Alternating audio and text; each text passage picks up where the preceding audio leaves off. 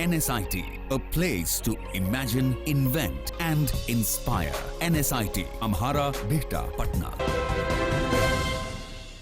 दहेज की मांग को लेकर दिल दहलाने वाली घटना सामने आई है। जी हां, सूबे के मुखिया नीतीश कुमार चाहे लाख कोशिश कर ले, लेकिन ना तो दहेज लेने देने पर रोक लगा पा रहे हैं, ना ही इसकी प्रताड़ना के शिकार महिलाओं की संख्या में कमी आ रही है। नतीजतन हर वर्ष दहेज की आग में झुलसकर मरने वाली बेटियों की तादाद बढ़ती जा रही है। ताजा मामले में इटारसी थाना क्षेत्र के हरपुर गांव की रहने वाली एक महिला को दहेज में सोने की चेन तथा मोटरसाइकिल की मांग लेकर उसके पति ने ही पहले तो उसे तेजाब से नहला दिया, फिर उस पर पेट्रोल छिड़ककर आग भी लगा दी।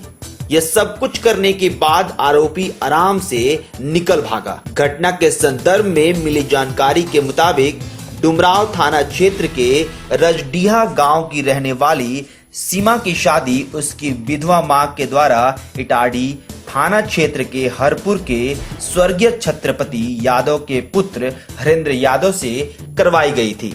विवाह के बाद से ही हरेंद्र सीमा को दहेज में बाइक तथा सोने की चेन ना मिलने की बात कहकर प्रताड़ित करता रहता था तथा उस पर दबाव बनाता था कि वह अपनी माता और अपने भाइयों से कहकर उसे बाइक तथा सोने की चेन दिलवा दे। इसी बीच पिछले 11 मई को सीमा के छोटे भाई राहुल की शादी थी, जिसे लेकर वह कुछ दिनों पूर्व से अपने मायके आई हुई थी। बताया जा रहा कि शादी संपन्न होने के बाद वह अपने ससुराल चली गई, लेकिन कुछ ही दिनों में उससे प्रताड़ित कर घर से निकाल दिया गया। सीमा पुनः अपने मायके आ गई थी। उसे उम्मीद थी कि उसका पति उसे अवश्य लेने आएगा। इसी बीच रविवार की रात उसका पति हरेंद्र अपने ससुराल पहुंचा।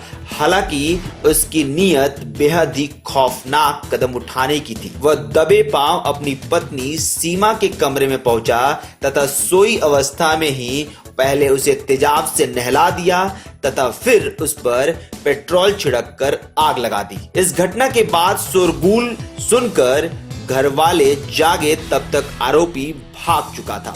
परिजनों ने बुरी तरह जल चुकी सीमा को सदर अस्पताल पहुंचाया, जहां उसका इलाज चल रहा है। दूसरी तरफ सीमा का इलाज कर रहे चिकित्सक डॉक्टर अनिल कुमार ने बताया कि सीमा तक 60% तक जल चुकी है। बर्न का है, समझे ना, और पीठ और ये पैर बचा हुआ है, एक पैर बायां वाला, और पूरा शरीर जला हुआ है। कितना माना जाए, कितना प्रतिशत जल मतलब 50-60% से ज़्यादा ही होगा।